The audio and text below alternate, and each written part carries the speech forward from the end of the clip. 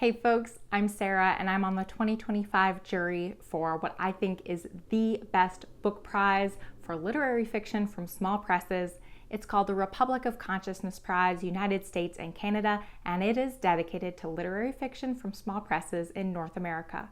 Over the next few months, I will be sharing every single book nominated for the prize, and while I can't share my personal opinions on each book just yet, I will share enough details so that you can get to know the book and the publisher.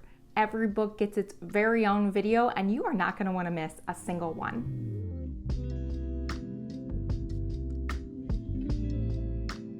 Next up is book number 5, though this is in no particular order. This is Unfinished Acts of Wild Creation, a novel by Sarah Yahm. It's published by Dzanc Books. This novel spans decades and is set in both New York and Israel. It's a heartbreaking story that follows one Jewish family that is hit incredibly hard by a devastating genetic degenerative disease, and this family is haunted by all of the choices and mistakes they have to make along the way while they're dealing with this disease, as well as so many other things that happen to them in their lives. We get the perspectives of Leon and Louise, who meet and fall in love in the 1970s, and then we also get the perspective of their daughter Lydia, and we watch their family tackle everything from mental illness to dealing with parenthood and motherhood and depression and unimaginable loss as well. And I won't share too many more details because I don't want to give too much away. This was a real tearjerker for me, which is saying a lot. I can't share too much about, how I feel about each of these individual nominees quite yet, but I will say this was a tearjerker at the very least. One of the central questions that is asked at the very beginning of this novel, and for context, Louise's mother in the beginning of the novel has just passed away, and even though her mother dies in the very beginning of the book, she's a really huge presence throughout the rest of the novel. On page 14, Louise asks herself a question, and she says, she could hear the sounds of her footsteps and the feeling of her thighs rubbing against each other, but she still wasn't convinced she existed. Every step was her own morbid variation on the if a tree falls in the woods dilemma.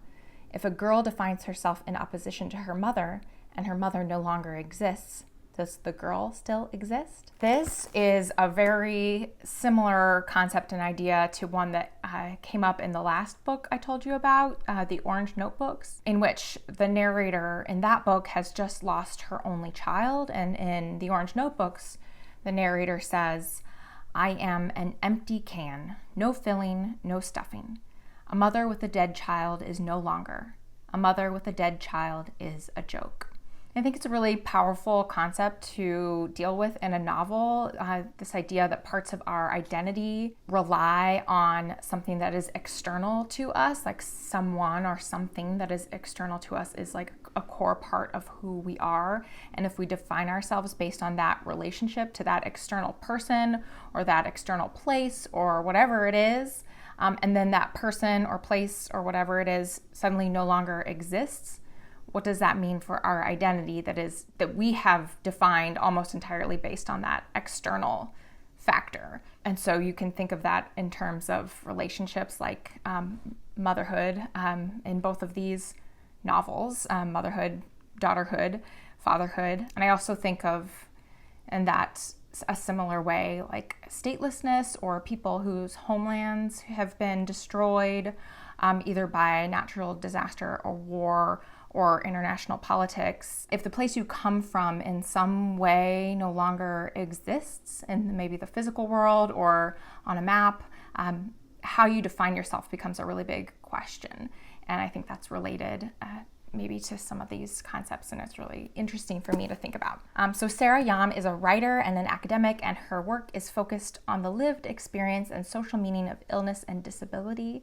She lives in Vermont, and Dzanc Books publishes innovative and award-winning literary fiction and nonfiction.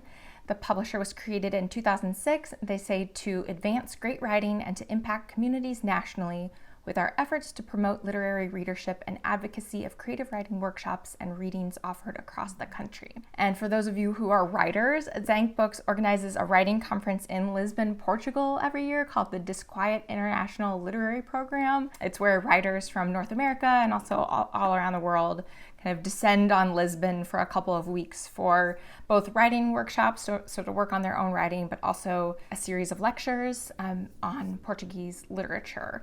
And the goal is to deepen mutual understanding among writers from North America and writers from Portugal, and it looks very, very cool. And that's just one of many incredible books nominated by one of many incredible publishers. The long list of 10 books is usually announced in mid-January-ish, but I guarantee you there are going to be more than 10 amazing books from these nominees. So if you love offbeat, under-the-radar literary fiction, you are going to want to follow along. Click above or below for the next nominated book. If I've filmed it, it'll be available there. If not, stay tuned for just a little while longer. And in the meantime, you can click the playlist below that will contain all of the nominated books that I've shared so far. Again, my name is Sarah. Thank you so much for joining me here. I'll talk to you next time. Bye.